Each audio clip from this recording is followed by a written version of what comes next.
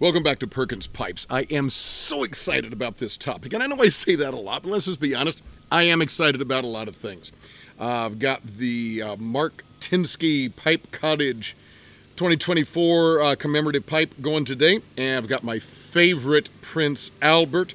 So, man, we got some good stuff to talk about. Let's get this guy lit. Let's get to talking.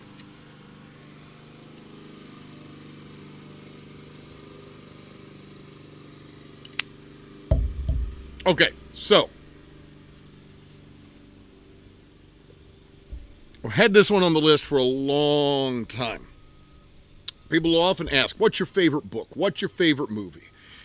Right, we all ask these kinds of questions. And they're fun to talk about, fun topics to talk about with friends.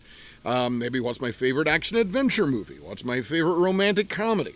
What's my favorite historical fiction book? What's my favorite nonfiction book, right? We subdivide and all this kind of stuff, and it's just a lot of fun. But I think it would be safe to say, is this safe to say? I think this is safe to say that my favorite play and favorite film are the same. There's a film based on this play. And I came to the movie, the film, first, before I realized there was a play behind it. I subsequently bought the play, have read the play, and I think if you just took any film or play minute by minute, there are more lines from this piece that I have quoted with friends and in writing and in speaking than any other. You go, what in the world is it? It is a man for all seasons. Man for all seasons. Now, this was originally a play, as you can see here, by Robert Bolt. And he published it in 1960. It's the story of Sir Thomas More during the reign of King Henry VIII of England.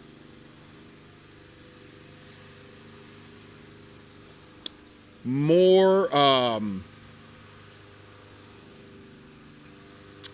was King Henry's Lord Chancellor, basically his closest advisor, one of his close friends, a man of towering intellect, and a man of unwavering faith. And a break happens between these two men. Henry is unable to father a son who would be able to carry on the line. He wants to divorce his wife. England is Catholic at that time as a nation. So he wants to get a divorce. And he wants to break with Rome. He's going to set up the Anglican Church. And his dear friend, his wise counselor, Sir Thomas More, cannot go along with this. He believes it to be wrong. He believes it to be morally wrong. Wrong from a Christian perspective. Break ensues between these two men. Sir Thomas gets put in the Tower of London, imprisoned. And eventually he is executed through beheading. It's a powerful story. In 1966, it was done into a movie, and it actually won the Oscar for Best Picture of 1966. And it stars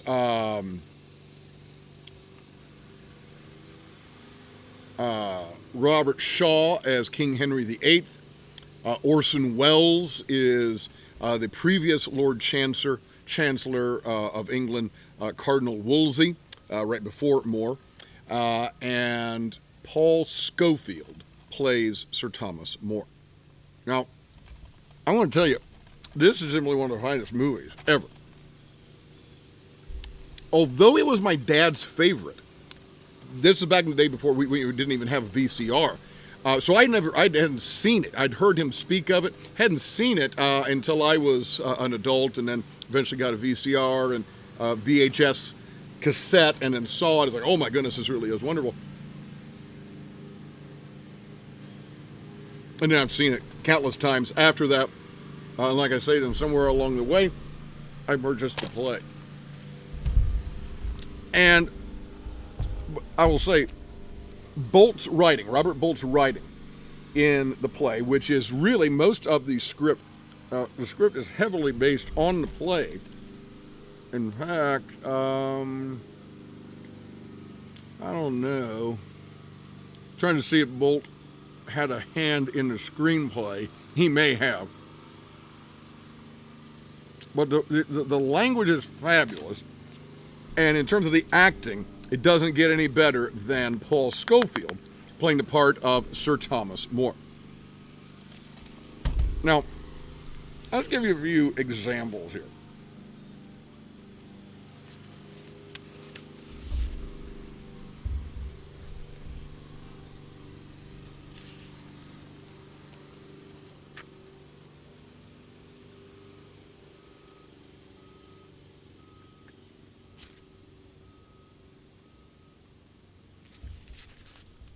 One of the great scenes, there's a kind of a subplot running through this.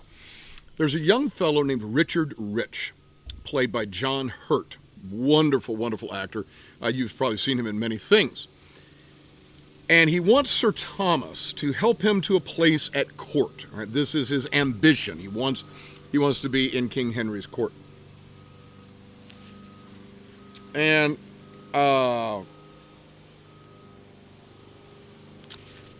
probably my favorite scene. Sir Thomas comes back home after having visited with the king, and his young friend Richard is waiting for him and wants to know if he will help him secure a position. And Sir Thomas says basically, no, I'm not going to do that. He says, basically, you don't have the moral character necessary to avoid taking bribes. You would get bribed and you would get manipulated at court, and this is really not a good place for you.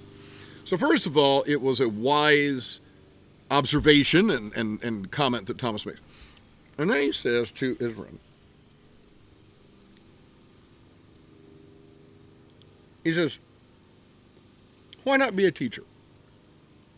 You'd be a fine teacher, perhaps even a great one. And Rich replies, and if I was, who would know it? All he cares about is being known, right? He only cares about the fame and so forth. And Moore fires back at him, and he says, you, your pupils, your friends, God, not a bad public, that. I have loved that line for decades. You make a fine teacher, perhaps even a great one. And if I was, who would know it? You, your pupils, your friends, God. Not a bad public, that. I hope you have been able to find something in life that you feel called to do. I certainly have been called to be a teacher. There is no question in my mind about that. I've been a teacher for decades.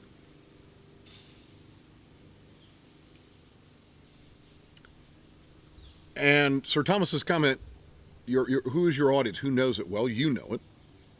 Your friends know it. Your pupils know it. And ultimately, God, if you're following his call. Wonderful, wonderful line.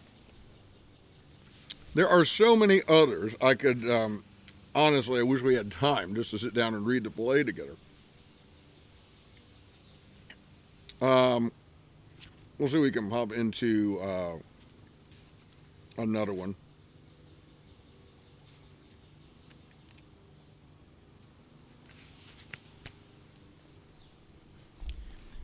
Because a king can't have a son, the current Lord Chancellor, Cardinal Wolsey, calls Thomas More in and wants to talk about it.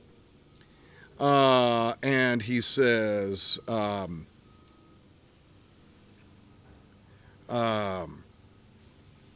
let's see here. He says, the king wants a son. What are you going to do about it? And More says, I'm very sure the king needs no advice from me on what to do about it. Because king, of course, has a bit of a reputation, right? And then he goes on from there. And then Wolsey says, I repeat, what are you going to do about it? And More says, I pray for it daily. And Wolsey kind of says to himself, God's death, he means it. He says, that thing out there, he's talking about Anne Boleyn, at least she's fertile. More says, but she's not his wife. And Wolsey says, no, Catherine's his wife, and she's as barren as a brick. Are you going to pray for a miracle? Now, this is a cardinal saying this, right? He says, are you going to pray for a miracle? And More says, there are precedents. Just got to love that little bit back and forth. And then he says, all right, good, pray by all means. But in addition to prayer, there is effort. My efforts to secure a divorce. Have I your support or have I not? Thomas More says, a dispensation was granted so that the king might marry Queen Catherine for state reasons. Now we are to ask the Pope to dispense with his dispensation, also for state reasons. Again, the whole thing is fabulous. Oh, goodness, I don't know. I can... oh,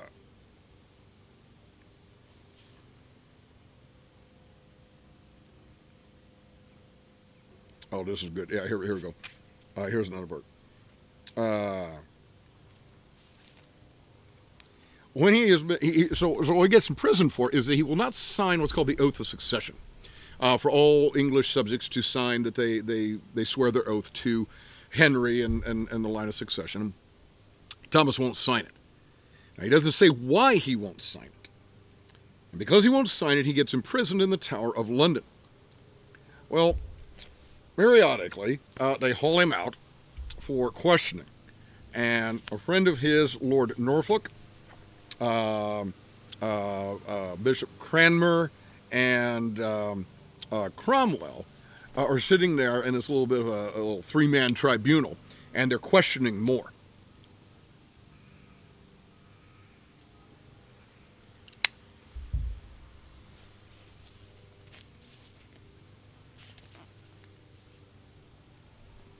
And More says, Norfolk, his friend, says, Thomas, you insult the king and his council in the person of the Lord Archbishop.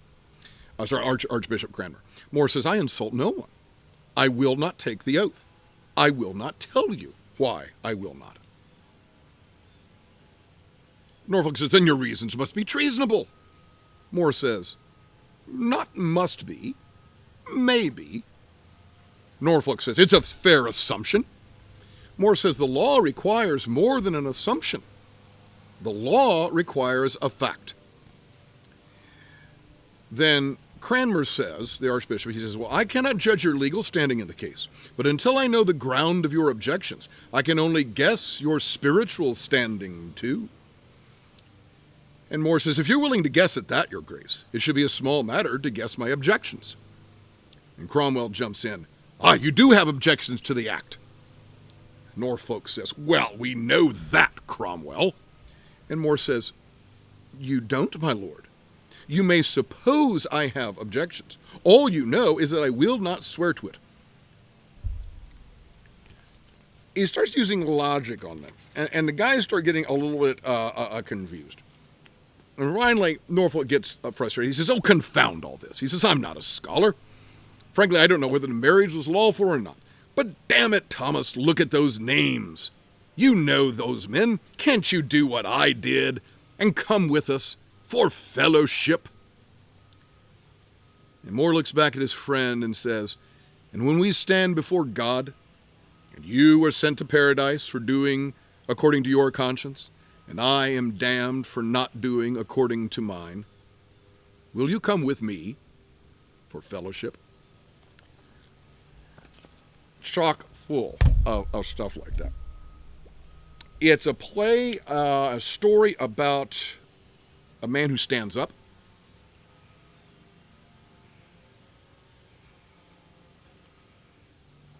About a man who knows what is right. Even in a political situation, he's not willing to set aside his private convictions about what is right. Just for, as he says, state reasons. And as a result, he is a man for all seasons. I've talked about this with young men before, high school boys. There's so much to admire in the character of Sir Thomas More, certainly the way it's presented in this play and in this film.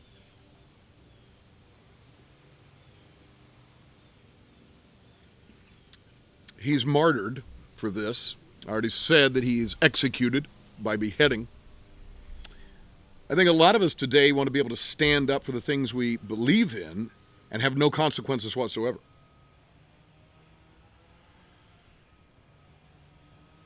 I don't want to lose subscribers on YouTube. I don't want to lose followers on social media. I don't want to lose friends. Certainly don't want to lose my job. And heaven forbid, I don't want to lose my life.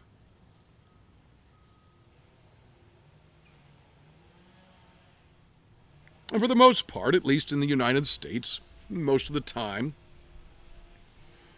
freedom of speech works pretty well. We're able to say what we need to say and stand up for what is right. Although there are social pressures not to do so. My question is, do you, do I, have the courage that it takes to be that man or that woman for all seasons, to stand up for what we know is right, even in the face of overwhelming opposition?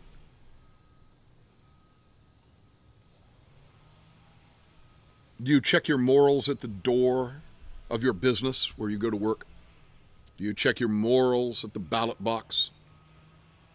If you happen to run for office, should you set them aside?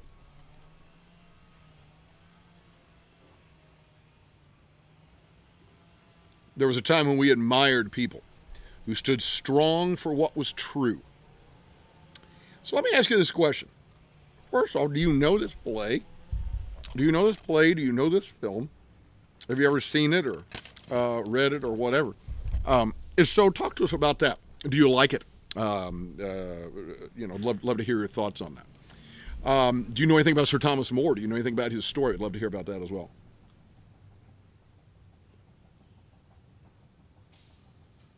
And this one I'm going to say, don't answer in a comment. Sometimes I'll tell my students, I don't need an answer out loud. Just think it to yourself. So just think this one to yourself. Would you be willing to stand up, like Sir Thomas More, for what is right, even if it's at a risk to you? I hope so. As Malcolm Guite likes to say, I do these little things in order at last to do nothing. Or as I say in Latin, Parva ut tandem, nihil agam. Have a wonderful day.